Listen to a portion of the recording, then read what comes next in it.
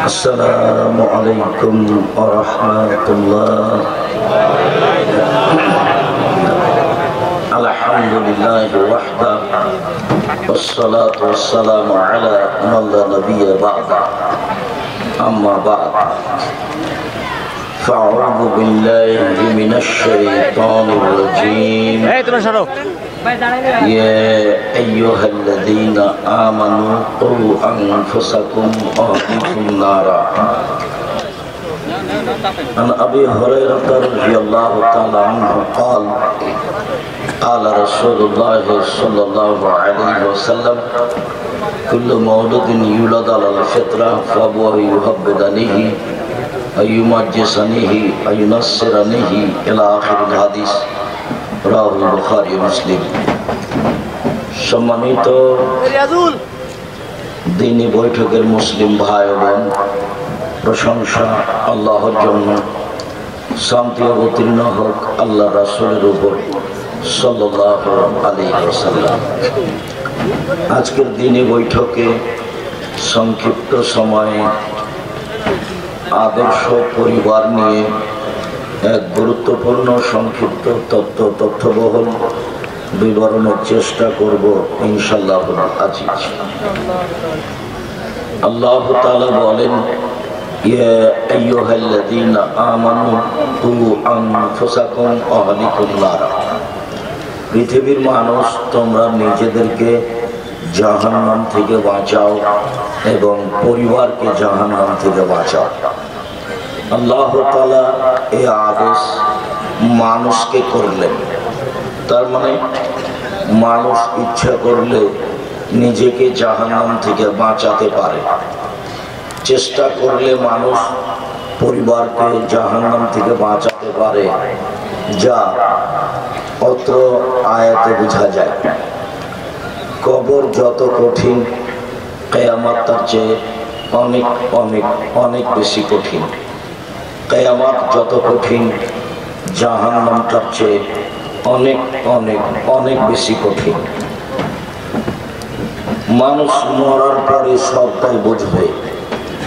মরার আগে যেহেতু বুঝতে পারছে না, কাজেই মানুষ তাকে মূল্যায়ন করতেও পারছে না। উল্লেখ্য যে আল্লাহর নবী মুহাম্মদ সাল্লাল্লাহু আলাইহি ওয়াসাল্লাম প্রত্যেক সালাতে সালাম ফেরার পূর্বে কবর এবং জাহান্নাম থেকে বাঁচতে চাইতেন। আয়েশা রাদিয়াল্লাহু তাআলা আনহা বলেন, আল্লাহর নবী বলতেন, আল্লাহুম্মা ইন্নী আউযু বিকা মিন আযাবি জাহান্নাম। হে আল্লাহ, তুমি আমাকে জাহান্নামের শাস্তি থেকে বাঁচাও। ওয়া আউযু বিকা মিন আযাবিল কবর। হে আল্লাহ, তুমি আমাকে কবরের শাস্তি থেকে বাঁচাও। আউযু বিকা মিন ফিতনাতিল মাসিহিদ দাজ্জাল। তুমি আমাকে দাজ্জালের ফিতনা থেকে রক্ষা করো। আউযু বিকা মিন ফিতনাতিল মাহইয়া ওয়াল মামাত। তুমি আমাকে ইহকালের ফিতনা এবং পরকালের ফিতনা থেকে বাঁচাও। কবরেও ফিতনা আছে। উপরে যেমন আছে মারামারি, হইচই, জেল জুলুম, দাঙ্গামা হাঙ্গামা, অন্যায় অবিচার, জুলুম, রক্তরাজ, তেমন পরকালেও আছে অনেক সমস্যা। আল্লাহ, তুমি আমাকে উপরের এবং নিচের ফিতনা থেকে বাঁচাও। আউযু বিকা মিনাল মাকসামি ওয়াল মাগরাম। তুমি আমাকে রক্ষা করো বড় পাপ হতে আর ঋণ কর্জ হতে। তুমি আমাকে বাঁচাও বড় পাপ হতে এবং ঋণ কর্জ হতে। তুমি আমাকে বাঁচাও বড় পাপ হতে এবং ঋণ কর্জ হতে। স্বাভাবিকভাবে বড় পাপ বিচার মাঠে ক্ষমা হবে না, আর ঋণ কর্জের তো প্রশ্নই আসে না। ঋণ আছে যার, জানাজা হবে না তার। ঋণ আছে যার, জানাজা হবে না তার। ঋণ করা যায়, তবে আল্লাহর নবী সর্বদা ঋণ থেকে পরিত্রাণ চাইতেন। মানুষ মারা গেলে এখন অনেকেই বিভিন্ন জন বিভিন্নভাবে লাশকে সামনে রেখে বক্তব্য দিয়ে থাকেন, যা একেবারেই জায়েজ নয়।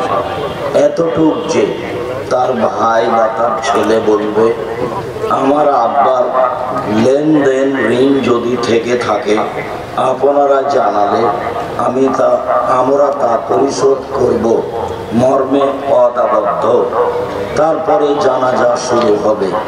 এমনটাই রাসূল সাল্লাল্লাহু আলাইহি সাল্লামের সময়ও হতো। তিনি বলতেন, এর ঋণ আছে কি? বলে জি। তাহলে তোমরা জানাজা করো, আমি গেলাম। আল্লাহর নবী জানাজা করতেন না। ঋণ নিয়ে বাড়ি গাড়ি একটা আস্ত বোকামি কাজ। ছেলে মেয়ের পাল্লাই পড়ে স্ত্রীর কথা শুনে ঋণ নিয়ে বোঝা ঘাড়ে করে চলে গেলেন। আপনি হুঁশিয়ার বুদ্ধিমান মানুষ, আপনি আপনার বাপের জন্য কিছুই করেন না, আপনার ছেলে আপনার জন্য কি করবে এটা আপনি কি দিয়ে বুঝলেন? যা আছেন ভালো আছে, বাবার বানানো একটা করে ঘর আছে, স্বাভাবিক বাড়ি আছে খুলনা শহরে, তাতেই থাকে। অল্পদিন বাঁচতে এসে ক্ষতি করে যায় না, নিজে রক্ষা হবে না। কবর যত কঠিন, কিয়ামত তার চেয়ে অনেক বেশি কঠিন। কিয়ামত যত কঠিন, জাহান্নাম তার চেয়ে অনেক অনেক অনেক বেশি কঠিন। কি দিয়ে বুঝাই আপনাকে আমি জাহান্নাম কত কঠিন? মহান আল্লাহ বলেন, পৃথিবীর মানুষ তোমরা নিজেদেরকে জাহান্নাম থেকে বাঁচাও এবং তোমাদের পরিবারকে জাহান্নাম থেকে বাঁচাও। অল্প আজকে কথা, নিজেকে জাহান্নাম থেকে বাঁচাতে পারি কি করে? এখানে দুই একটা বাক্য বলে আমরা পরিবারের কাছে চলে যাব। মূলত আমরা আজকে পরিবার নিয়ে কথা বলতে চাচ্ছি। দিনী ভাই বোন যারা এসেছেন, অপেক্ষা করুন, ভদ্রতা বজায় রেখে। রাস্তায় চলে গেছেন, ফিরে আসা। দোকানপাটে বসে আছেন, কাজকর্ম বন্ধ করুন, আসেন, আপনার কিছু না কিছু আমি উপকার করবই করবো ইনশাআল্লাহ।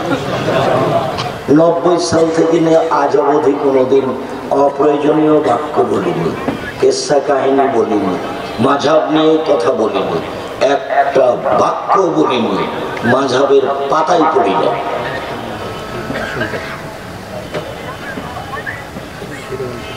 জাতির যদি রাস্তাঘাট করে দিতে না পারি, জাতির যদি স্কুল কলেজ করে দিতে না পারি, জাতিকে চূড়ান্ত সঠিক ধর্ম দিতে পারবো ইনশাআল্লাহ। ধর্মের ব্যাপারে জাতিকে ফাঁকি দিয়ে পরকাল হারাতে রাজি নয়। কিভাবে নিজেকে জাহান্নাম থেকে বাঁচাবেন? উকবা ইবনে আমির আল জোহানি বলেন, একজন বিশিষ্ট সাহাবী। উকবা ইবনে আমির আল জোহানি বলেন, আমি একদিন আল্লাহর নবীকে বললাম, আল্লাহর নবী, মান নাজা, জাহান্নাম থেকে বাঁচার পথ কি? এটা জিজ্ঞাসা। দেখি এবার আল্লাহর নবী কি বলেন। মান নাজা, জাহান্নাম থেকে বাঁচার পথ কি? তখন তিনি 1 নম্বরে বললেন, আলজাম লিসানাক, মুখখান বন্ধ রেখো, মুখ ব্যবহার করিও না। ভালো কথা ছাড়া মুখ ব্যবহার করবেন না। মোবাইলের প্রেম প্রীতির গল্প করে পরকাল হারায়েন না। সব কথার জবাব দিতে হবে। লিখিত কথা হচ্ছে, কলম সাক্ষী দিবে, মাটি সাক্ষী দিবে, হাত পা সাক্ষী দিবে। হাতে বলবে সব পাপের কথা, পায়ে বলবে হাত তুমি ঠিক বলেছ। বুখারী মুসলিমের হাদিস, আল্লাহর নবী বলেন, লোকটি যখন আল্লাহর সাথে মুখামুখি কথা বলবে তখন সে ডান দিকে লক্ষ্য করবে। ফাইয়ারা মা কাদ্দামা মিন আমালিহি, ডান দিকে লক্ষ্য করলে তার পুরো জীবনের সব কর্ম দেখতে পাবে, ঝকঝক ঝকঝক করছে, টকটক করছে, পুরো জীবনের কর্ম।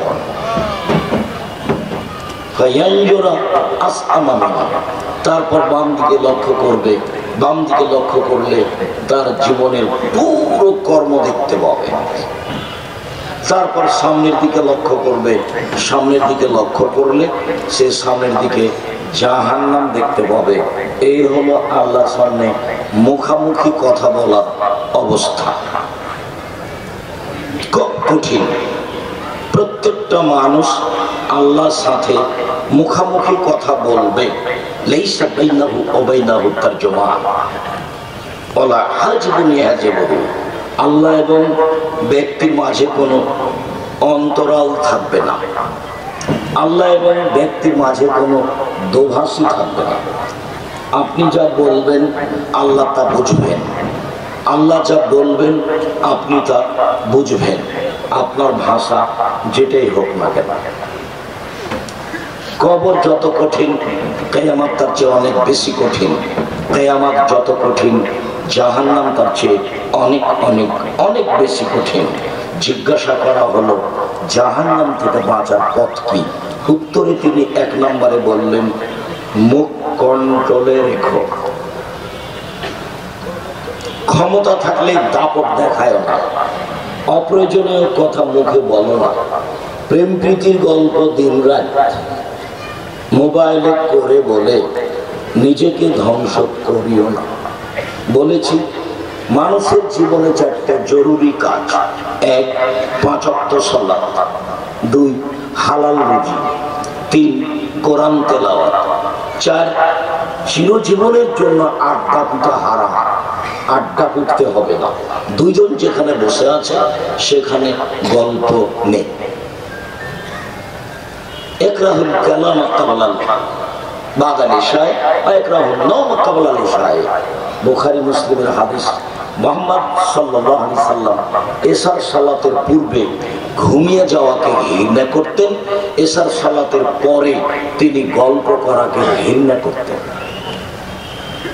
আল্লাহর নবী এশার সালাতের পূর্বে ঘুমিয়ে যাওয়াকে ঘৃণা করতেন, এশার সালাতের পরে গল্প কথা বলাকে ঘৃণা করতেন।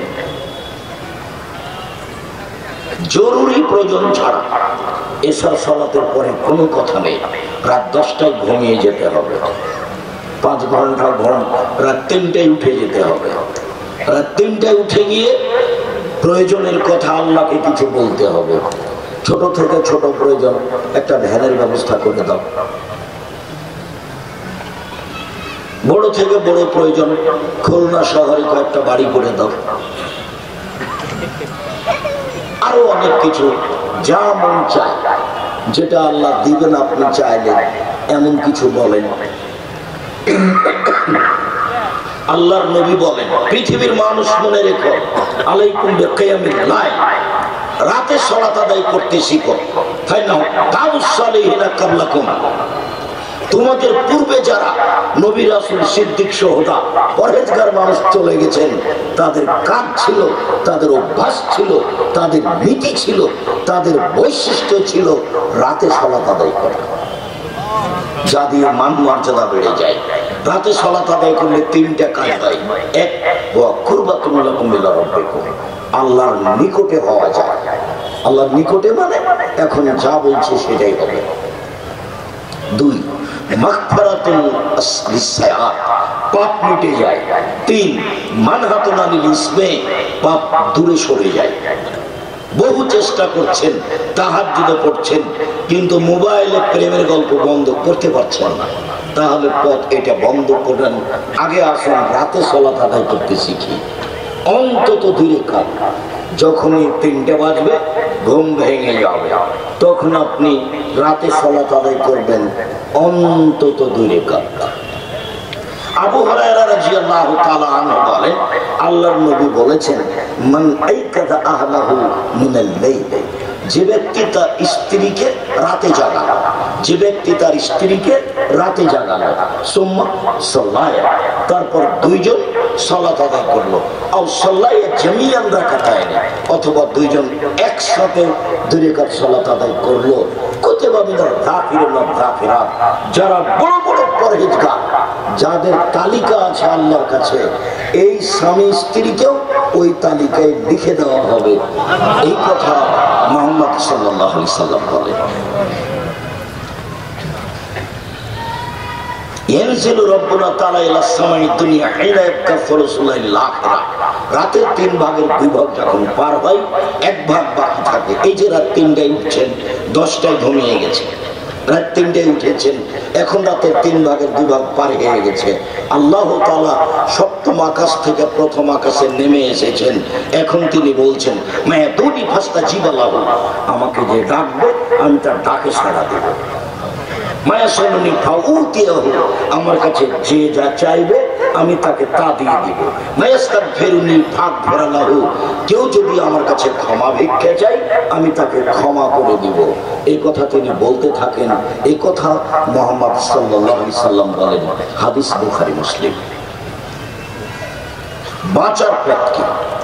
নিজেকে কিভাবে জাহান্নাম থেকে বাঁচাবেন? 1, মুখখান কন্ট্রোলে রাখবেন, মুখ ব্যবহার করবেন না, ক্ষমতা দেখাবেন না। ফেরাউন ডুবে গেছে, আর আপনাদের নেতার সময় ছিল 45 মিনিট। দাপট দেখে কিছু করতে চাইলেন না, একদিন না একদিন দাপট শেষ হবেই। 2 দিন বাঁচতে এসে ক্ষমতা না দেখিয়ে হালাল রুজি উপার্জন করেন, ছেলে মেয়েকে কন্ট্রোলে রাখার চেষ্টা করেন, 5 ওয়াক্ত সালাত আদায় করেন, এর ঝামেলায় যায় না, বেঁচে যাবেন ইনশাআল্লাহ। 1, মুখখান বন্ধ রাখুন। 2, জরুরি প্রয়োজন ছাড়া বাড়ির বাইরে যাবে না। বাড়ির বাইরে গেলে ইমানের ক্ষতি হবে, সমস্যা মাথার উপরে নেমে আসবে, এসে কিছু বলবে। জরুরি প্রয়োজন ছাড়া বাড়ির বাইরে যাবেন না, জাহান্নাম থেকে বেঁচে যাবেন। 3, পাপের জন্য কাঁদুন। মানুষ হিসাবে পাপ হয়েছে, হচ্ছে, কম হোক আর বেশি হোক, পাপের জন্য কাঁদতে হবে, পাপের কথা বিনয় হয়ে বলতে হবে। আল্লাহ তাআলা আমাদের নবীকে বলেন, ফাইযা ফারাগতা ফানসব ওয়া ইলা রাব্বিকা ফারগাব। মুহাম্মদ সাল্লাল্লাহু আলাইহি সাল্লাম, যখন আপনি দুনিয়াবি কাজ শেষ করবেন, দুনিয়াবি কাজ থেকে যখন আপনি অবসর হবেন, তখন আপনি কঠোর শ্রমে ইবাদতে আত্মনিয়োগ করুন। আর আপনি আমাকে যা বলবেন তা বিনয়ের সাথে কান্নাকাটি করে বলবেন। এটা আল্লাহর আদেশ আমাদের নবীকে, বিনয়ের সাথে বলতে হবে, বিনয়ী হয়ে, নম্র হয়ে, আমি অপরাধী, আমি বড় অপরাধী, আমি বড় গুনাহগার, তুমি বড় দয়াবান, তুমি বড় ক্ষমাবান, আমার প্রতি একটু দয়া করো, তুমি আমাকে ক্ষমা ভিক্ষা দাও। যখন কেউ থাকবে না, হাত তুলেই বলবে, সবচেয়ে ভালো হবে। খালি হাত আল্লাহ ফিরিয়ে দেয় না, আর হাতে এভাবে উঠাবেন উঁচু করে, আগে পড়বেন ইসমে আজম, তারপরে দরুদ পড়বেন, তারপরে নিজের কথা বলবেন, হাত ফেরত হবে না ইনশাআল্লাহ, সময়ের ব্যাপার। আমাদের নবী অপমান হয়ে বদদোয়া করেছিলেন, কবুল হয়েছিল 12 বছর পরে। আর একজন নবী আরেকজন নবীর জন্য বলেছিলেন ইয়াকুব আলাইহিস সালাম বলেছিলেন নিজ ছেলে ইউসুফ আলাইহিস সালামের জন্য, আল্লাহ তুমি আমার ছেলেকে ফিরিয়ে দাও। বলতে বলতে সময় লেগেছিল 25 বছর। ইয়াকুব আলাইহিস সালাম জানতেন, বুঝতেন ছেলে বেঁচে আছে, কিন্তু কোথায় আছে, কিভাবে আছে তা তিনি বুঝতে পারেন। এই জন্য যে ছেলে একদিন বলেছিলেন, আব্বা আমাকে 11টা তারা, চন্দ্র সূর্য সিজদা করছে, তো চন্দ্র সূর্য সিজদা করছে আমাকে, তারকা সিজদা করছে আমাকে। তখনই ইয়াকুব আলাইহিস সালাম বুঝেছিলেন ব্যাপার আমার আছে। তবে আপনি তুমি এই স্বপ্নের কথা কাউকে বলবা, পরিবেশ উল্টে যাবে। তখন থেকে ইয়াকুব আলাইহিস সালাম ভাবছিলেন কোন কারণ আছে এই স্বপ্নে, এই ছেলেকে আমার ছেলেরা মেরে ফেলবে বা তারা মেরে ফেলতে পারবে, এটা হতে পারে না। তাই তিনি ছেলেদেরকে বলেছিলেন, ছেলেরা যখন বলেছিল আব্বা এই দেখেন আপনার ছেলেকে তো বাঘে মেরে ফেলছে, আপনি তো বিশ্বাস করবেন না, দেখেন কাপড়ে রক্ত লেগে আছে, আপনি তো আমাদের বিশ্বাস করবেন না। এভাবে নগদ রক্ত দেখাচ্ছে ছেলেরা। তখন ইয়াকুব আলাইহিস সালাম বলছেন, তোমরা কথা বানিয়ে নিয়েছো, তোমরা কথা বানিয়ে নিয়েছো। তাহলে তো ছেলেদের এই মিথ্যা পরিকল্পনা বাপ বিশ্বাস করলেন না। ভিতরে ঢোকানো যায় না, যেমন আল্লাহর ভয়ে কাঁদে যে সে জাহান্নামে যাবে না।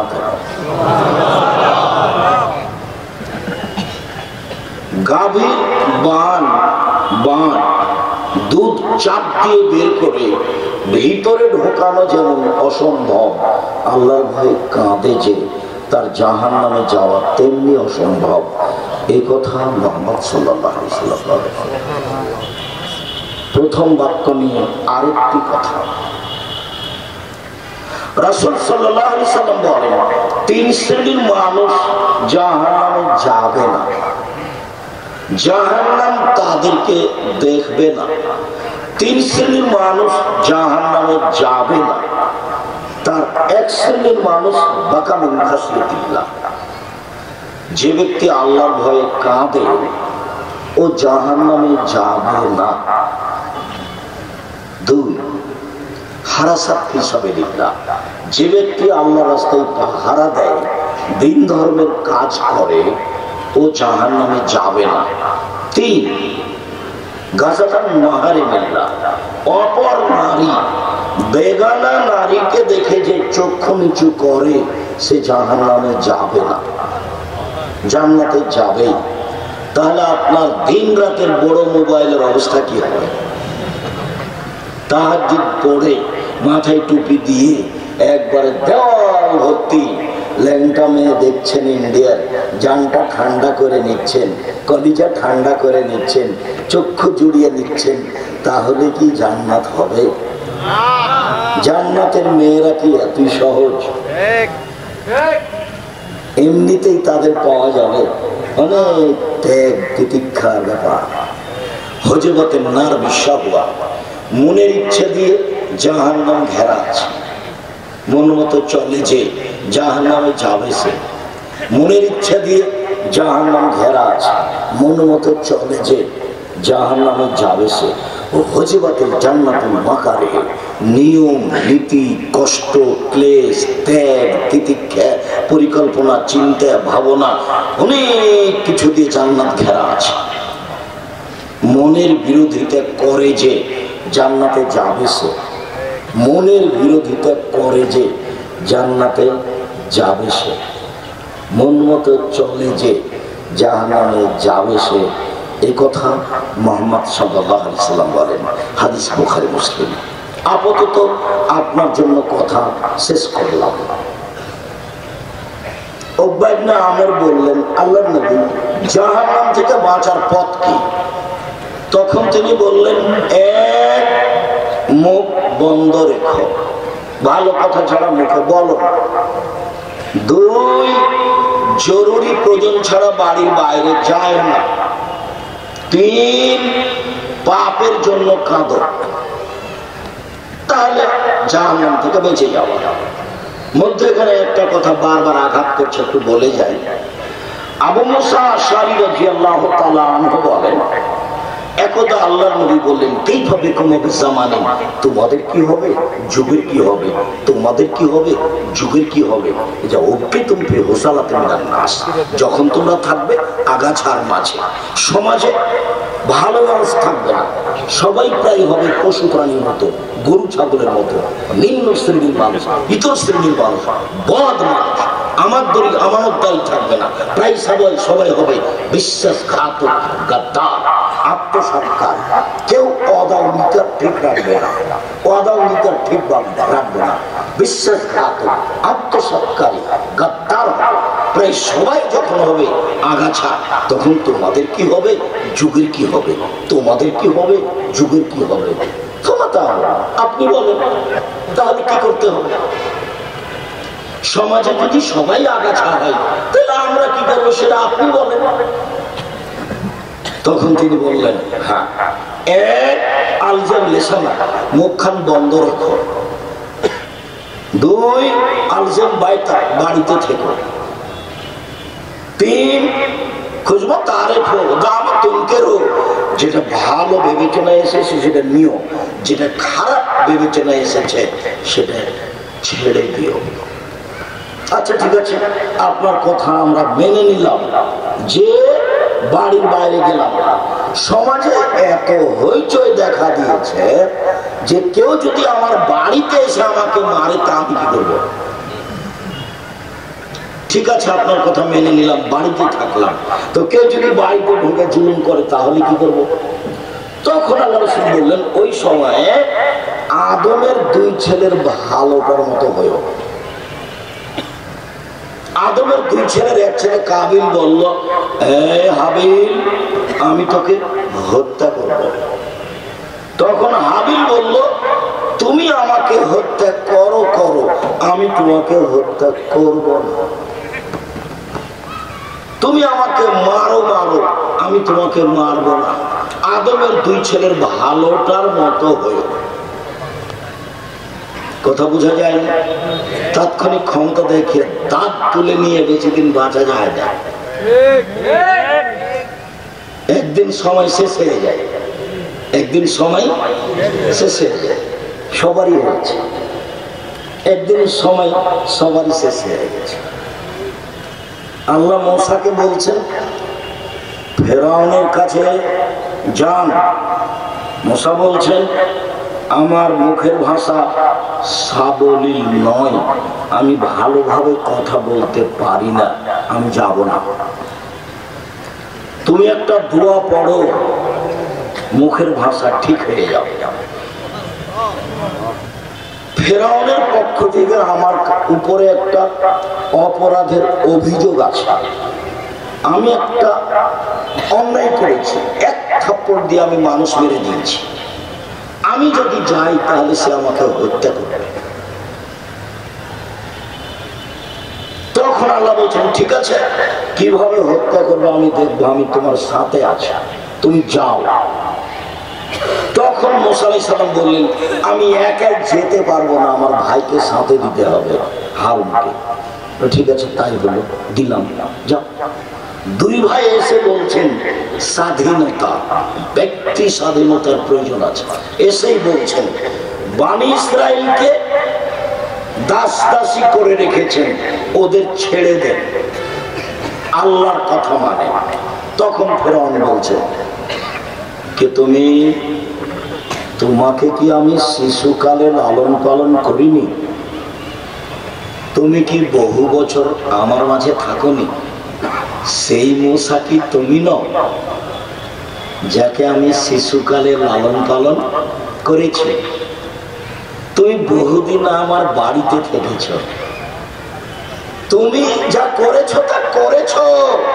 তুমি এক থাপ্পড় দিয়ে মানুষ মেরেছ, তুমি বড় অকৃতজ্ঞ। তুমি আমার বাড়িতে খেয়ে পড়ে তুমি আমার কাছে স্বাধীনতা চাও, মানে তুমি বড় অকৃতজ্ঞ। তখন মূসা আলাইহিস সালাম বলছেন, জি, আমি যা করেছি তা করেছি, আমি এক থাপ্পড়ে মানুষ মেরেছি, তখন আমি ভুল পথে ছিলাম, আপনার হত্যার ভয়ে দেশ ছেড়েছি।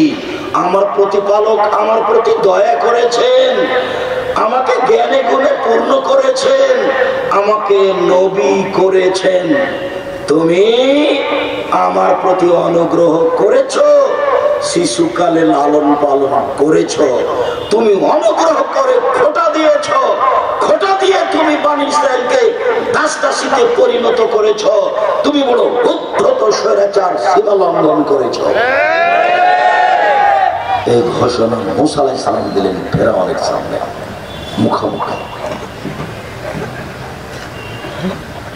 ফেরাউন বলল, ধরো, যেখানে যাবে মারতে হবে।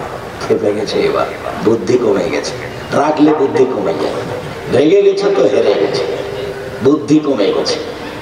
অনেক দিন জুলুম অত্যাচার করেছে, লৌহ শলাকাধারী ফেরাউন যাকে ইচ্ছা করত বালুর উপরে চিৎ করে শয়ে দিয়ে, হাতে পায়ে কাঁটা মেরে দিয়ে, গায়ের উপরে সাপ বিচ্ছু ছেড়ে দিত। অত্যাচারী ফেরাউন বলল, ওকে ধরো। ধাওয়া করে সবাই গেল। সামনে কুলজুম সাগর। মূসা আলাইহিস সালামের সঙ্গী সাথী বললেন, আমরা বন্দী, আমরা আটকা পড়েছি, ফিরআউন আমাদের ধরে নিয়েছে। তখন মূসা আলাইহিস সালাম বললেন, কাল্লা, কখনো নয়, অসম্ভব হতে পারে না। আমার সাথে আমার প্রতিপালক রয়েছেন, সেই দিনে তিনি আমাকে পথ দেখাবেন। ফিরআউন ধরে নিবে মানে? বলো কি তোমরা, অসম্ভব, এটা হতে পারে না, আল্লাহ আমার সাথে আছে। একটু আগে আল্লাহ বললেন, আমি তোমার সাথে আছি। এখন মূসা আলাইহিস সালাম বলছেন যে আল্লাহ আমার সাথে আছে। ফিরআউনের বুদ্ধির অভাব ছিল না। পানি দুই দিকে দাঁড়িয়ে আছে। যেখানে পানির উচ্চতা 1 কিলোমিটার সেখানে পানির পাহাড়ের উঁচু, যেখানে পানির গভীরতা 1 কিলোমিটার সেখানে পানির পাহাড়ের উঁচুতা 1 কিলোমিটার, মানে পানি সরে আছে। যেখানে পানির গভীরতা 10 কিলোমিটার সেখানে পানির পাহাড়ের উঁচুতা 10 কিলোমিটার। বোঝা যায় না কথা? পানি দুদিকে সরে আছে, রাস্তা সুন্দর হয়ে আছে। মূসা আলাইহিস সালাম চলে গেলেন। ফিরআউন এই কথা বুঝে না যে দুদিক থেকে পানি জমা হয়ে যাবে, তার বুদ্ধির অভাব ছিল না। কিন্তু ও বলছে, ধরো ওকে আগে, মারো, তারপরে কোনো কথা। রাগ বেশি হয়ে গেছে, সেই জন্য তার বুদ্ধি কমে গেছে। সে ভিতরে ঢুকে গেল, যা হওয়ার তাই হলো, পানি দুদিক থেকে চলে আসলো। তখন ফিরআউন বলল, লা ইলাহা ইল্লাল্লাযী আমানাত বিহি বানী ইসরাঈল, আমি ফিরআউন সে আল্লাহকে মেনে নিলাম যে আল্লাহকে বানী ইসরাঈল মেনে নিয়েছে। ওয়ানা মিনাল মুসলিমিন, আমি একজন মুসলিম। ফিরআউন বলছে, আল্লাহ তখন বলছে, আজ এখন তুমি ইতিপূর্বে অপরাধী ছিলে, বিপর্যয় সৃষ্টি করেছ। ফিরআউন, আল-ইয়াওমা নুনাজ্জিকা বিবাদানিকা লিতাকুনা লিমান খালফাকা আয়া, তোমার শরীরটা রেখে দিলাম কিয়ামত পর্যন্ত চিরদিনের জন্য। তোমাকে দেখে মানুষ বুঝবে জুলুম করলে একদিন ধ্বংস হতে হয়, জুলুম করলে একদিন ধ্বংস হতে হয়। তোমাকে মানুষের স্মরণীয় হিসেবে রেখে দিলাম। তোমার লাশ মাটিতে খাবে না, কোনো কিছুতেই খাবে না। মিশর জাদুঘরে যখন ওর চতুর্দিকে ঘুরছিলাম তখন বলছিলাম, তুমি কি সে ফিরআউন যে ফিরআউন বলেছিল, আনা রাব্বুকুমুল আ'লা, আমি হচ্ছি তোমাদের সবচেয়ে বড় আল্লাহ। আচ্ছা, তুমি কি সে ফিরআউন যে বলেছিল, মা আলিমতু লাকুম মিন ইলাহিন গায়রি, আমি ব্যতীত তোমাদের কোনো মাবুদ আছে এই কথা আমি জানি না। ফিরআউন, তুমি কি বলেছিলে, লাইন ইত্তাখাযতা ইলাহান গায়রি লা জালান্নাকা মিনাল মাসজুরিন, মূসা তুমি যদি আমাকে বাদ দিয়ে অন্য কাউকে মাবুদ বলে দাবি করো, আল্লাহ আছে বলো, তাহলে আমি ফিরআউন তোমাকে জেলখানায় বন্দী করে দেব। জুলুম করে বাঁচতে চাইবেন না। বাঁচার পথ এইসব পথ, জাহান্নাম থেকে বাঁচার পথ 3টে। চলেন চলে যাই পরিবারের কাছে। পরিবারকে কিভাবে জাহান্নাম থেকে বাঁচানো যায়? বুখারী মুসলিমের হাদিস আগে পেশ করি। এক খেলে চেয়ে থাকবেন, কোনো প্রয়োজন দয়া করে আমাকে দেখাবেন না। আমি অনেক পথ অতিক্রম করে এসেছি। গতকাল লক্ষ্মীপুর নোয়াখালীতে ছিলাম, এসে ঢাকায় জুমার খুতবা দিয়েছি। জামিয়া সালাফিয়াতে 4 জন মদিনা বিশ্ববিদ্যালয় থেকে প্রফেসর এসেছেন, তারা বাচ্চাদের দাস দিচ্ছিলেন, পাঠদান করছিলেন। আজকে তারা চলে যাবে। জামিয়া সালাফের পক্ষ থেকে দাওয়া সেন্টার মিরপুর 12তে আজকে একটা সেমিনার ছিল রাসূল সাল্লাল্লাহু আলাইহি সাল্লামের জীবনী নিয়ে। সেখানে উদ্বোধন করার পরে আমি বিমানবন্দরে এসেছি। ঢাকা থেকে যশোরে এসেছি, যশোর থেকে প্রাইভেট গাড়ি যোগে আপনার কাছে এসেছি। আপনি আমাকে কাজ দেখাবেন, আমি দুঃখিত। আমি মনে করি যে আপনি তো বহুদূরের কথা, আশেপাশে যত মুসলিম ভাই বোন আছেন, মাযহাব তো বহুদূরের কথা, আশেপাশে যত মুসলিম ভাই বোন আছেন, মুসলিম ভাই বোন তো বহুদূরের কথা, হিন্দু থাকলে আসতে হবে। আমি তার কিছু না কিছু উপকার করবো। আমি তার উপকারের জন্য এসেছি, জাতিকে ফাঁকি দিতে আসে। একটা বাক্য মুখ দিয়ে বের করলে আপনি বুঝবেন এটা মুহাম্মদ সাল্লাল্লাহু আলাইহি ওয়াসাল্লামের বলা কথা। সম্মানিত দিনী ভাই বোন, কাজে আপনার কাজ বন্ধ করে, চলাচল বন্ধ করে, দোকানপাট বন্ধ করে আমার দিনী ভাই বোন সবাই কাছাকাছি এসে অবস্থান করুন। এবার পরিবারকে কিভাবে বাঁচাবে? আব্দুল্লাহ ইবনে উমর রাদিয়াল্লাহু তাআলা আনহু বলেন, রাসূল সাল্লাল্লাহু আলাইহি ওয়াসাল্লাম বলেছেন, কুল্লুকুম রাইন ওয়া কুল্লুকুম মাসউলুন আন রাইয়াতিহি। প্রত্যেক মানুষ নিজে নিজে দায়িত্বশীল, তার পুরো জীবন সম্পর্কে বিচারের মাঠে জিজ্ঞাসা করা হবে, তাকে জবাব দিতে হবে মুখামুখি। পুরুষ নারী সবাই নিজ নিজ ব্যাপারে নিজে নিজে দায়িত্বশীল, তার জীবনের পুরো বিবরণ বিচারের মাঠে আল্লাহর সামনে দিতে হবে, যখন কোনো দোভাষী থাকবে না।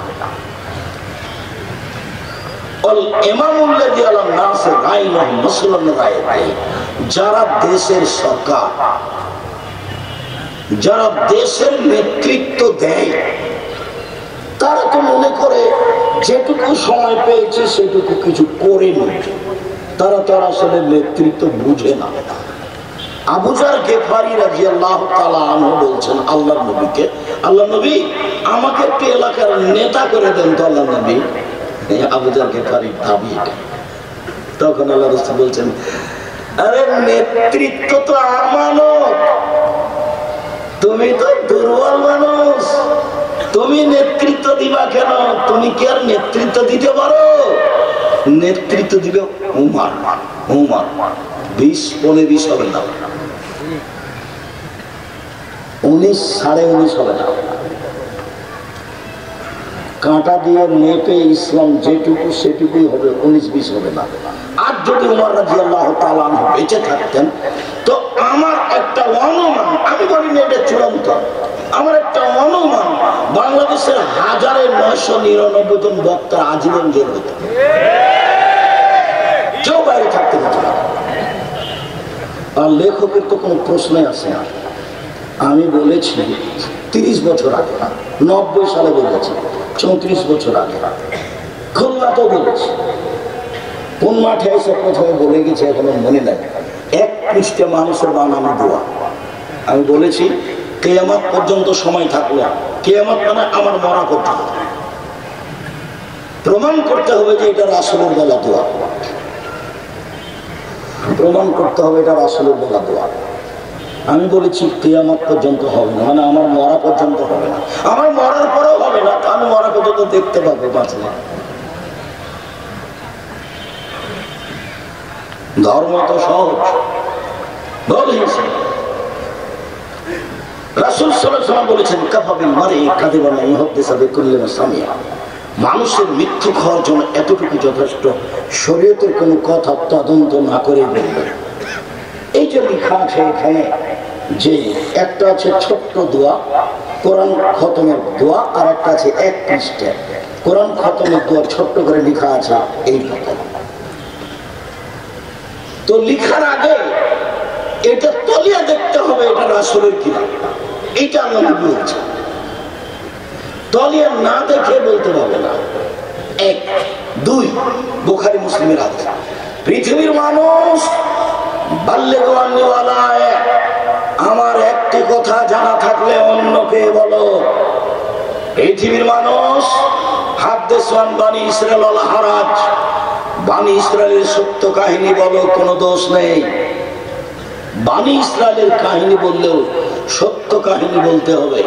বানি ইসরাঈলের কাহিনী মিথ্যা কাহিনীতে পরিপূর্ণ, সত্য কাহিনী কিভাবে?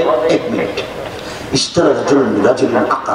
একটা লোক একটা লোকের কাছে জমি কিনে নিয়েছে, হাজার হাজার বছর আগের কথা। একটা লোক একটা লোকের কাছে জমি কিনে নিয়েছে, জমি কিনে যখন চাষ শুরু করেছে তখন একটা স্বর্ণের পাতিল পেয়েছে। তো স্বর্ণের পাতিলকে নিয়ে জমি বিক্রেতাকে বলছে,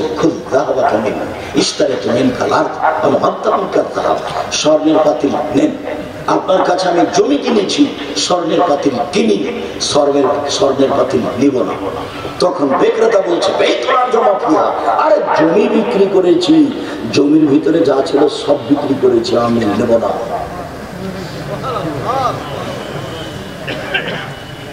বাকি আর থাক। এই যে বানি ইসরাঈলের কাহিনী, এটা বলতে হবে। এই ঈমান কি জিনিস? তো আল্লাহর নবী বললেন বনী ইসরাইলের কাহিনী বলো কোনো দোষ নেই। তারপরে বাক্য হলো খুব কঠিন। পৃথিবীর মানুষ মান কাযাবা আলাইয়া মুতাআম্মিদান ফালিয়াতাওয়া মাকআদাহু মিনান নার। কেউ যদি কোনো কথা আমার নামে বলে, সেই কথা যদি আমার না হয় তাহলে তার থাকার জায়গা জাহান্নাম। কেউ যদি কোনো কথা আমার নামে বলে, সেই কথা যদি আমার না হয় তাহলে তার থাকার জায়গা জাহান্নাম। কেউ যদি কোনো কথা আমার নামে বলে, সেই কথা যদি আমার না হয় তাহলে তার থাকার জায়গা জাহান্নাম। পাগড়ি যত বড়ই হোক, জুব্বা যত বড়ই হোক, কোনো পদঘাট নেই বাঁচা। আমিও বলছি আপনি উজুতে কাঁধ মাসা করেন, আমি না করতে আসিনি। কি দরকার আমার না করতে আসা? আমি যে বিষয়ে কথা বলছি সেটা বলে চলে যাব। আপনি কাঁধ মাসা করেন, যদি নবী না করে থাকেন, না বলে থাকেন, তাহলে আপনার কি হবে? এইটুকু আমার কথা। আমার কথাটুকু পিছিয়ে এসে দেখতে হবে। ভালো একটা আপনি আমল করেন, কিন্তু নবী যদি করে না থাকেন, বলে না থাকেন, তাহলে আপনার কি হবে? এটা আমার কথা। আল্লাহুম্মা সাল্লি আলা সাইয়্যিদিনা মাওলানা নবিয়ানা মুহাম্মদ। বলেন, কোন সমস্যা? আপনি বলেন, আমি কোনো বাধাও দিতে আসছি না। এইটা যদি নবীর দুরূদ না হয় তাহলে আপনার কি হবে? এটা আমার কথা। আপনি আমার ভাই, আপনাকে আমি একটা পরামর্শ দিতেই পারি। আপনি আমার ভাই, আপনাকে আমি একটা পরামর্শ দিতেই পারি। দুরূদ পড়েন, দুরূদে ইব্রাহিম তো আছে, দুরূদে ইব্রাহিম পড়েন, সালাতে পড়েন, এখনো পড়েন। একবার কেউ যদি দুরূদে ইব্রাহিম পড়ে তাহলে আল্লাহ তার প্রতি 10 বার দয়া করবে, আর 10টা পাপ মিটিয়ে দিবেন, আর 10টা নেকি লিখে দিবেন। একবার দুরূদে ইব্রাহিম পড়লেন। তা আপনি আল্লাহর নবীকে করেন না। একটা লোক মারা গেছে, অজু দিয়ে গোসল দিবে, মোটা কথা। চাঁপাইনবাবগঞ্জের ভাষাতে মোটা কথা। কি করতে হবে? অজু দিয়ে গোসল দিবে। এখন অজু দেওয়ার পূর্বে নখ কাটলেন যে, গোপ ছোট করলেন যে, পেট চেপে পেশাব পায়খানা বের করলেন যে, নিচের রুম পরিষ্কার করলেন যে। এই ছেলে, তোমার মা এতদিন কোথায় গেছে? আজকে তোমার মা ঢং দেখেছে বেটা।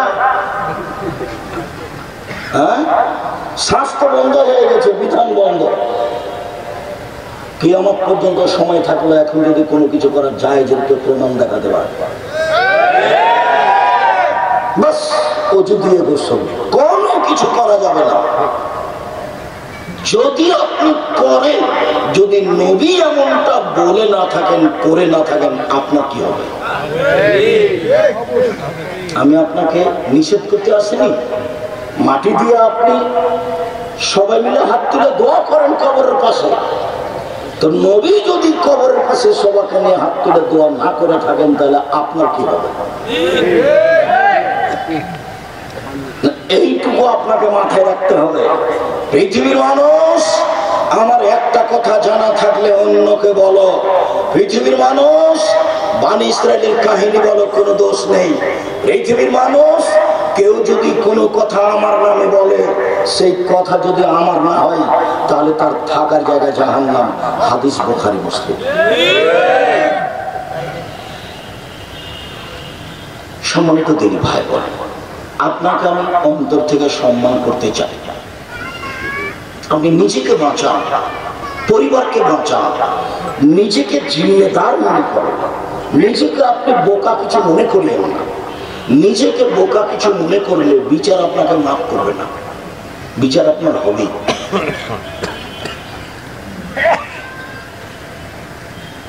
বইটাতে হেডলাইন লেখা আছে, বইটার নাম বলে আপনি কষ্ট পাবেন। বইটাতে হেডলাইন লেখা আছে, অবিবাহিত ছেলে মেয়ের পড়া নিষেধ। এটা হেডলাইন। হেডলাইনটা কি? অবিবাহিত ছেলে মেয়ের পড়া নিষেধ। তো এখন হেডলাইন যে দেখে সে পড়ে, যে দেখে সে পড়ে। তো ওই সুবাদে আমিও পড়লাম, দেখি কি লেখা আছে। তো লেখা আছে, সফরের পূর্বে স্ত্রী মিলন হলে ছেলে ভ্যাংচা হয়। ভরা পেটে স্ত্রী মিলন হলে ছেলে টেরা হয়, চন্দ্র সূর্য গ্রহণের সময় স্ত্রী মিলন হলে ছেলে কানা হয়। এইভাবে লেখা আছে। আল্লাহ তাআলা বলছেন নিসাউকুম হারফুল লাকুম ফাতু হারসাকুম, তোমাদের স্ত্রী তোমাদের জমি, তোমাদের স্ত্রী তোমাদের ক্ষেত, তোমাদের স্ত্রী তোমাদের জমি, তোমাদের স্ত্রী তোমাদের ক্ষেত। তোমরা তোমাদের স্ত্রীর কাছে আসো, সকালেই কি, বিকেলেই কি, দুপুরেই কি, ভরা পেটেই কি, সফরের পূর্বেই কি, চন্দ্রগ্রহণ লাগলে কি আর না লাগলে কি, তুমি তোমার ইচ্ছা মতো আসো। এ কথা আল্লাহ বলেন। এ কথা কে বলেন? এ কথা আল্লাহ বলেন। সম্মানিত দিনী ভাই বোন, বলছিলাম যারা দেশের সরকার, তাকে সরকার দায়িত্ব সম্পর্কে বিচার মাঠে জবাব দিতে হবে। এবার আপনার কাছে চলে আসি, এই ছেলে চুপ থাকো। এবার আপনার কাছে চলে আসি, ওয়ারাজুল রাইন ফিয়া আহলি বাইতিহি, যেই ব্যক্তি বাড়ির মালিক আপনি, আপনার পরিবারে আছে ছেলে মেয়ে, আপনার স্ত্রী, সবার সম্পর্কে আপনাকে অক্ষরে অক্ষরে জবাব দিতে হবে।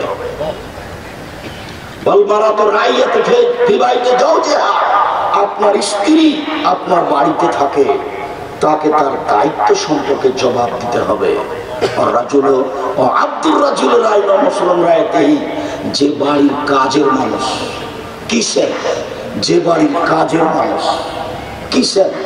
কাজের মেয়ে, তার দায়িত্ব সম্পর্কে বিচার মাঠে জবাব দিতে হবে। আদর্শ পরিবার,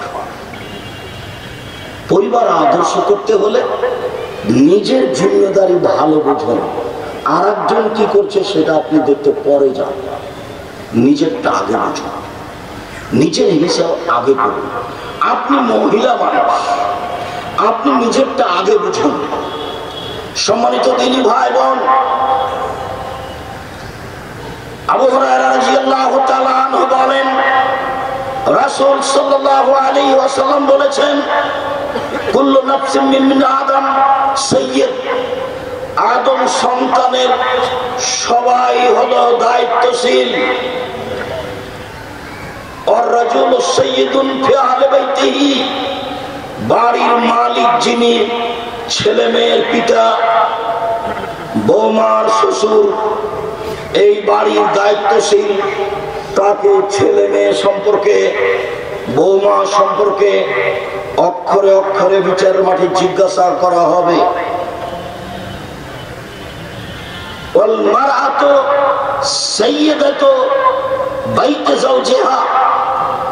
মহিলা তার স্বামীর বাড়ির মালিক, স্ত্রীকে তার ছেলে মেয়ে সম্পর্কে, তার স্বামী সম্পর্কে, তার বাড়িঘর সম্পর্কে অক্ষরে অক্ষরে জবাব দিতে হবে। হাদিস বুখারী মুসলিম। সম্মানিত দিনী ভাই বোন, 1 মিনিটের জন্য আমরা আপনাদের পারিবারিকভাবে আপনার স্ত্রীর জিম্মেদারি নিয়ে চলে আসলাম। আপনার স্ত্রীর জিম্মেদারি সুন্দরভাবে পালন করছেন কিনা, এটা একটা জরুরি অবস্থা। জাবের রাদিয়াল্লাহু তাআলা আনহু বলেন, আমরা একদা যুদ্ধ করে সফর থেকে আসছিলাম, মদিনায় ঢুকবো। তখন আল্লাহ নবী বললেন, সবাই এখানে থাকো, থামো, সকালে বাড়ি যাব। আমি জাবের বললাম, আল্লাহর নবী, আমি নতুন বিবাহ করেছি, আমাকে বাড়ি যেতে অনুমতি দেন। তখন আল্লাহর নবী বললেন, বিকরানাম সাইয়্যিবা, তুমি কুমারী মেয়ে বিবাহ করেছো না তালাক প্রাপ্ত মেয়ে বিবাহ করেছো? জাবের বললেন, আল্লাহর নবী, আমি তালাক প্রাপ্ত মেয়ে, বয়সের মেয়ে বিবাহ করেছি, কুমারী মেয়ে, কম বয়সের মেয়ে বিবাহ করিনি। তখন আল্লাহ রাসূল বললেন, হাল্লা বিকরাম তুলায় বোকা, তুমি কুমারী মেয়ে কেন বিবাহ করলে না? তুমি তার সাথে খেলতে, ও তোমার সাথে খেলতো। তুমি কুমারী মেয়ে কেন বিবাহ করলে না?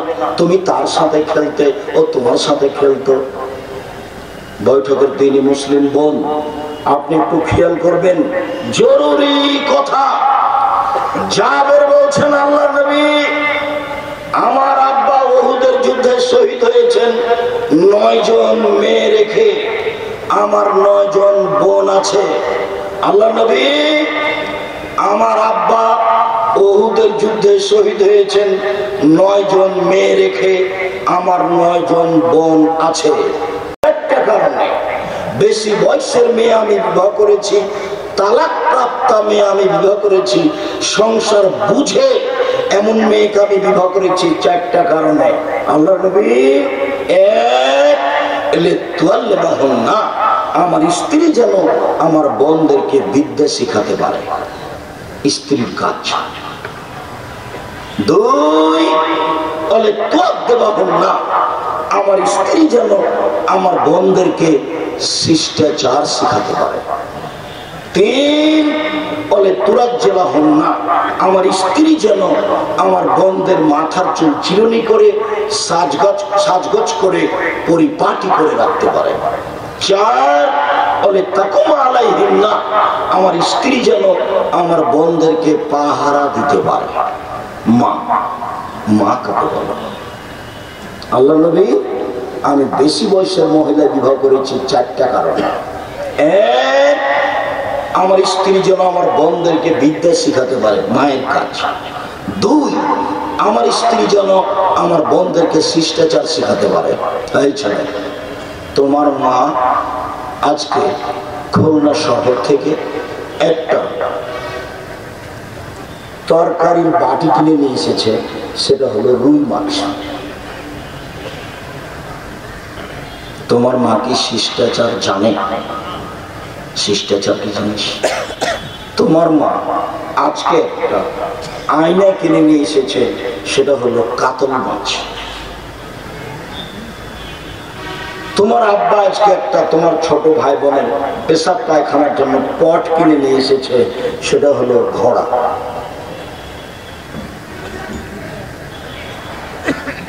এখনো আছে তোমাদের বাড়ির এই পটটা আমাদের বাসায় 3 মিনিট থাকার যোগ্যতা রাখে না। 3 মিনিট আমরা এই পটটা ফেরত দিব, না হয় মাথাটা কেটে দেব।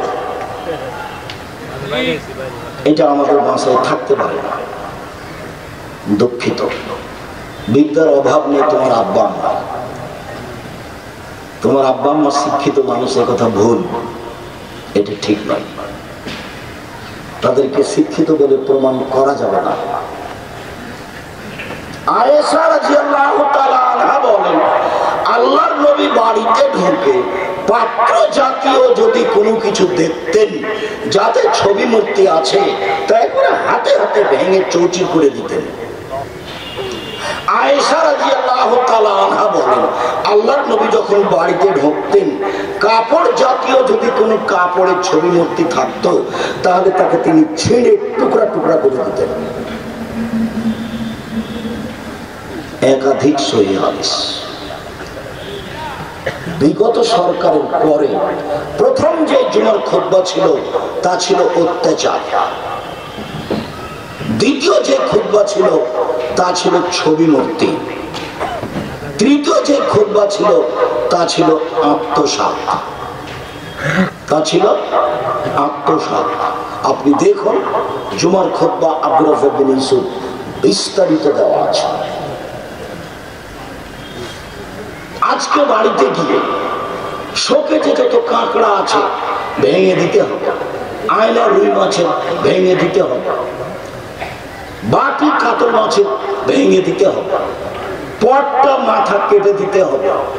যত কিছু প্রাণী আছে, অ্যালবামে ছবি আছে, তোমার বাপ মারা গেছে, ছবিটাকে ছিঁড়ে ফেলতে হবে। এইগুলো যদি ছিঁড়ে টুকরা টুকরা করে ঘুমাও, তাহলে বক্তব্য ঠিকই শুনেছ, নইলে তুমি মুনাফে খেয়ে ঘুমাবে, যা আমি চাই না। এর সাথে কোনো আপোষ নেই। এক, মায়ের কাজ, বিদ্যা শিখাবে।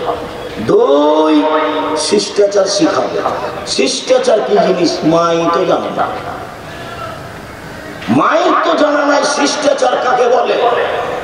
জিজ্ঞাসা করলে বলতে পারবে না মা যে যতদিন থেকে জানালা দরজা বন্ধ করছে, বন্ধ করার সময় বিসমিল্লাহ বলতে হয়। মা 4-5টা ছেলের মা হয়েছে, সূর্য ডুবার পরে বাচ্চাটাকে নিয়ে আগে নিয়ে চলে গেছে উঠানে, বাচ্চাটাকে নিয়ে ছাদের উপরে চলে গেছে। আল্লাহর নবী বলছেন যখন সূর্য ডুবে যায় তখন শয়তান ছড়িয়ে পড়ে, তোমরা উঠানে বাচ্চা নিয়ে যায় না, তোমরা ছাদের উপরে বাচ্চা নিয়ে যায় না, তোমরা ফাঁকা জায়গায় বাচ্চা নিয়ে যায় না, নইলে শয়তান ক্ষতি করবে। এই কথা মুহাম্মদ সাল্লাল্লাহু আলাইহি ওয়াসাল্লাম বলে। সম্মানিত দিনী ভাই বোন, বলছিলাম আদর্শ পরিবার। আবু মুসা আশআরী রাদিয়াল্লাহু তাআলা আনহু বলেন, আইয়ুমা রাজুলিন লাহু ওয়ালিদা, যদি কোনো মানুষের একটা কাজের মেয়ে থাকে, কাজের মেয়ে, ফাআল্লামাহা ফাসানাত তালিমাহা, তাকে যদি শিখিয়ে দেয়, সুন্দর শিখিয়ে দেয়, ওয়াদাবাহা ফাসানাত তাদিবাহা, তাকে যদি শিষ্টাচার শিখিয়ে দেয়, সুন্দর শিষ্টাচার শিখিয়ে দেয়, তাহলে সে ডবল নেকি পাবে। সব শিক্ষা সুন্দর নয়, সব শিষ্টাচার সুন্দর নয়, সব শিক্ষা সুন্দর নয়, সব শিষ্টাচার সুন্দর নয়। এক সালামের শিষ্টাচার যে কত আছে, তার একটা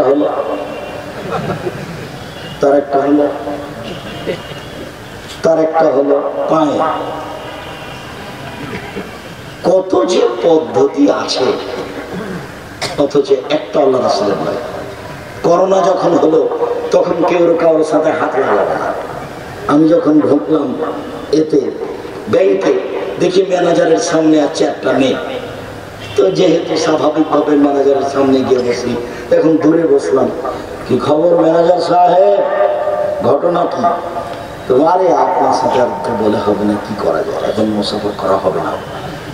তখন আমি বললাম, পৃথিবীর সবচেয়ে দামি মানুষ মুহাম্মদ সাল্লাল্লাহু আলাইহি ওয়াসাল্লাম বলেছেন, দুইজন মিলে মুসাফা করার পরে হাতটি পৃথক হওয়ার পূর্বে সবার পাপ ক্ষমা হয়ে যাবে।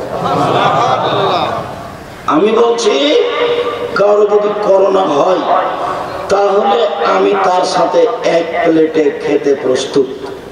কেউ যদি করোনায় মারা যায় তাহলে আমি তার গোসল দিব, জানাজা দেব।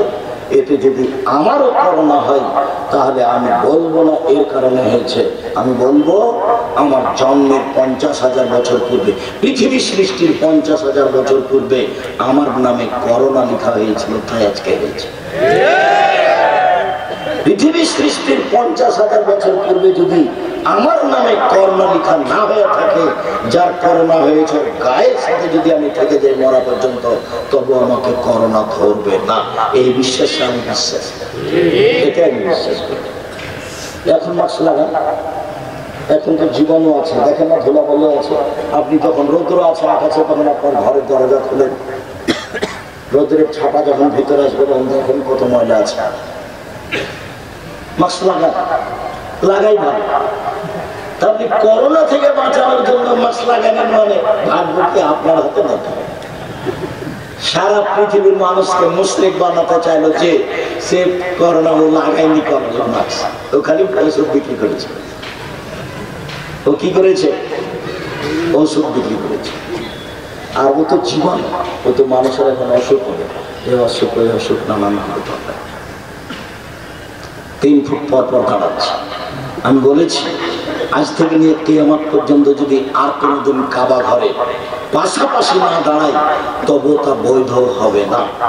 3 ফুট পর পর দাঁড়ানোর প্রমাণ করতে মুহাম্মদ সাল্লাল্লাহু আলাইহি ওয়াসাল্লামকে আবার দুনিয়াতে আসতে হবে, এসে বলতে হবে, পৃথিবীর মানুষ, আমি বলেছিলাম পাশাপাশি দাঁড়াতে হবে, পায়ে পা মিলিয়ে। আমি বলছি তোমরা এখন 3 ফুট পর পর দাঁড়াও। যেহেতু মুহাম্মদ সাল্লাল্লাহু আলাইহি ওয়াসাল্লাম কিয়ামত পর্যন্ত আসবেন না, কাজের সিদ্ধান্ত কোনদিন পরিবর্তন হবে না। ভাগ্য এভাবে বাড়িয়ে কোনো লাভ না। কাজের মেয়েকে শিখিয়ে দিল, সুন্দর শিখিয়ে দিল, শিষ্টাচার শিখিয়ে দিল, সুন্দর শিষ্টাচার শিখিয়ে দিল। যদি কাজের মেয়েকে এত শিক্ষা দিতে হয়, তাহলে নিজের মেয়ে। 1 মিনিট, আমাদের নবী বলেন সকল নবীর স্বভাব ছিল 10টি। আমাদের নবী বলেন সব নবীর শিষ্টাচার ছিল 10টি। আমাদের নবী বলেন সব নবীর স্বভাব শিষ্টাচার ছিল 10টি। দাড়ি বড় করতে হবে, চেঁচে ফেলা যাবে না, কেটে ফেলা যাবে না।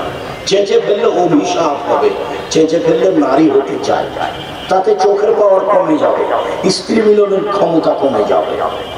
শুনুন, মোচ কেটে ফেলতে হবে, মোচে ব্লেড ব্যবহার করা হবে না, মোচ কেটে ফেলতে হবে। 3 কাসুলাস ভাত, নখ কেটে ঊর্ধ্বে টাইম 40 দিন। পুরুষ নারী একই হুকুম। নবীগণের বৈশিষ্ট্য, নবীগণের স্বভাব। আপনি যে আপনার ছেলে মেয়েকে লালন পালন করছেন, কি পদ্ধতিতে লালন পালন করছেন? 1 মিনিট। রাসূল সাল্লাল্লাহু আলাইহি সাল্লাম বলেন, মান আলা জারিয়াতাইনি হাত্তা তাবলুগা, কেউ যদি 2টি মেয়ের লালন পালন করে বড় হওয়া পর্যন্ত, তাহলে সেই ব্যক্তি আর আমি মুহাম্মদ সাল্লাল্লাহু আলাইহি ওয়াসাল্লাম জান্নাতে একসাথে থাকবো। এইভাবে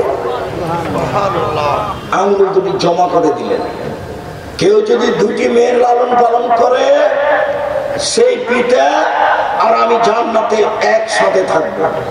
আরেকটা কথা এরকম আছে, রাসূল সাল্লাল্লাহু আলাইহি ওয়াসাল্লাম বলেন, আনা কাফিল ইয়াতীম, কেউ যদি এতিমের লালন পালন করে, সেই ব্যক্তি আর আমি জান্নাতে একসাথে এইভাবে থাকবো। সুম্মা ফাররাকা বাইনা, 2 আঙ্গুলের মধ্যে একটু ফাঁকা রাখলেন।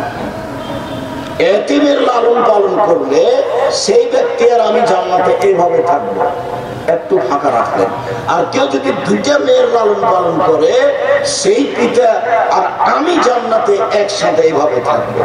আবার দেখো যে মানে আলা সালাসা বানাতিন, কেউ যদি 3টা মেয়ের লালন পালন করে, এবার আল্লাহ রাসূল বলছেন, ওয়া আল্লামাহুন্না, তাদেরকে বিদ্যা শিখালো, ওয়া আদাবাহুন্না, তাদেরকে শিষ্টাচার শিখালো, কুন্না লাহু সিতরান মিনান নার, তাহলে সে মেয়ে 3টি বাপের জন্য জাহান্নাম থেকে অন্তরাল হয়ে যাবে। ওইদিকে জাহান্নাম আর এদিকে তার পিতার মধ্যে হলো 3টা মেয়ে। ওইদিকে জাহান্নাম আর এইদিকে তার পিঠে মধ্যে হলো 3টা মেয়ে।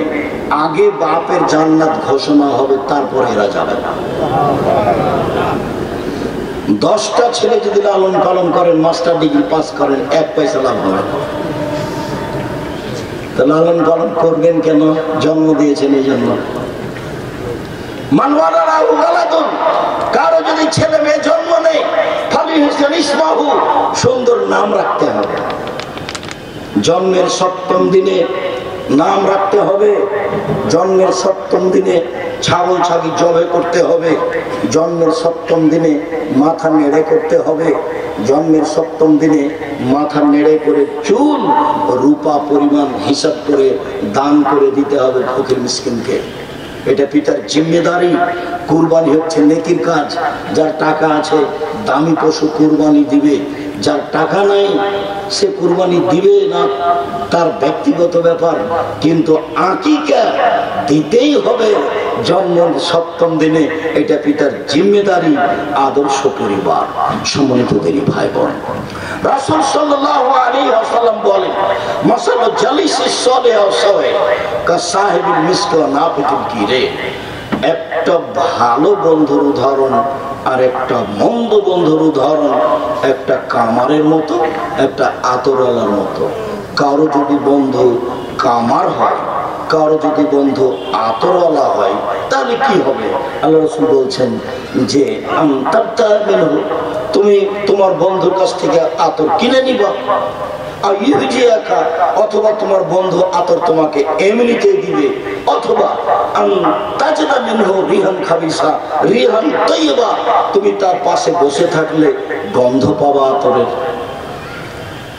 তার মানে ভালো বন্ধু। বন্ধু যদি ভালো হয় তাহলে আতর এমনিতে দিবে, নইলে কিনে নিব, নইলে তার পাশে থাকলে আতরের গন্ধ পাবে। তার মানে তার ভালো বৈশিষ্ট্য সব আপনার ভিতরে চলে আসবে। কারো যদি বন্ধু হয় কামার, কর্মকার, তাহলে কামারের পাশে বসে থাকলে আগুন ছিটকে এসে আপনার কাপড় জ্বলে যাবে। যদি কাপড় জ্বলেও না যায়, তা যেতে মিলে রিহান খাবিসা, তার পাশে বসে থাকলে নাকে মুখে ধোঁয়া আসবে। কামারের পাশে বসে থেকে নাকে মুখে ধোঁয়া আসবে না, এই কথা যেমন মিথ্যা, আপনার ছেলের বন্ধু খারাপ, আপনার ছেলে খারাপ হবে না, এই কথা তেমনি মিথ্যা। কামারের পাশে বসে থেকে নাকে মুখে ধোঁয়া আসবে না, এই কথা যেমন মিথ্যা। আপনার মেয়ের বান্ধবী খারাপ, আপনার মেয়ে খারাপ হবে না, এই কথা তেমনি মিথ্যা। তার মানে আপনার ছেলে মেয়ের বন্ধু যেভাবে, আপনার ছেলে মেয়ে সেভাবে গড়ে উঠবে। এই কথা রাসূল সাল্লাল্লাহু আলাইহি সাল্লাম বলেছেন, কুল্লু মাউলুদিন ইউলাদু আলাল ফিতরা, প্রত্যেকটা ছেলে মেয়ে ইসলামী ধারণ ক্ষমতা নিয়ে জন্মগ্রহণ করে। প্রত্যেকটা ছেলে দাড়ি ছেড়ে দিতে পারবে, প্রত্যেকটা ছেলে প্যান্টটা টাকনুর উপরে রাখতে পারবে, প্রত্যেকটা ছেলে 5 ওয়াক্ত সালাত আদায় করতে পারবে, দোকানে বসে আড্ডা পিটবে না, এটা সে নিয়ে আসতে পারবে। কিন্তু করলো না কেন? আল্লাহর নবী বলছেন তার পিতা তাকে ঠিক মতো পালন করলো না, সেজন্য সে করলো না। প্রত্যেকটা মেয়ে পর্দা অবলম্বন করতে পারবে, কিন্তু মেয়েটা পর্দা করলো না কেন? তার মা হতে দিল না। রাসূল সাল্লাল্লাহু আলাইহি ওয়াসাল্লাম বলেন, চাপায় নবাবগঞ্জের ভাষাতে বলা যেতে পারে, সঙ্গ দোষে লোহা ভাসে। এই হাদিসের সারমর্ম হলো, সঙ্গ দোষে লোহা ভাসে। আপনার ছেলে মেয়ের বন্ধু বান্ধবী হচ্ছে সঙ্গ, ও যেমন হবে আপনার ছেলে মেয়ে তেমনই হবে। এই কথা মুহাম্মদ সাল্লাল্লাহু আলাইহি সাল্লাম বলেছেন।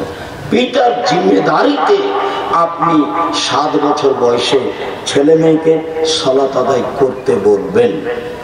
10 বছর বয়সে ছেলে মেয়েকে শক্তভাবে পিটিয়ে সালাত আদায় করার জন্য আদেশ করবেন। পিতা হিসাবে ছেলে মেয়ের পিছনে পয়সা খরচ করবেন। আনফিকালা ইয়ালিকুম তাআলা, তুমি পরিশ্রম করে তোমার ছেলে মেয়েকে মানুষের মতো মানুষ করে গড়ে তোলো।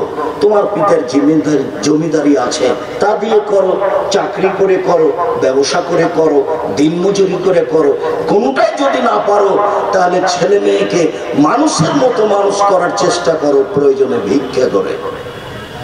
ছেলে ভিক্ষা করবে না, ছেলে টোকাইও হতে পারে না, মেয়ে গার্মেন্টসে যেতে পারে না, ভিক্ষা কে করবে? পিতা করবে। এটা তার জিম্মেদারি। তুমি তোমার উপার্জিত সম্পদ দিয়ে তুমি তোমার ছেলে মেয়েকে লালন পালন করো। কখনো ছেলে মেয়ে তোমার যদি উল্টা চলে, তাহলে তাকে তুমি শক্তভাবে কঠোর দৃষ্টিতে মানুষের মতো মানুষ করে গড়ে তোলার চেষ্টা করো। সম্মানিত দিনী ভাই বোন, আপনি যত শক্ত হবেন আপনার ছেলে মেয়ে তত ভালো হবে। আপনি যত দুর্বল হবেন আপনার পরিবার তত নড়বড়ে হবে, পরিবেশ নষ্ট হবে। ছেলে মেয়ের কারণে আপনাকে জাহান্নামে যেতে হবে, যা আপনার আমার কাম্য নয়।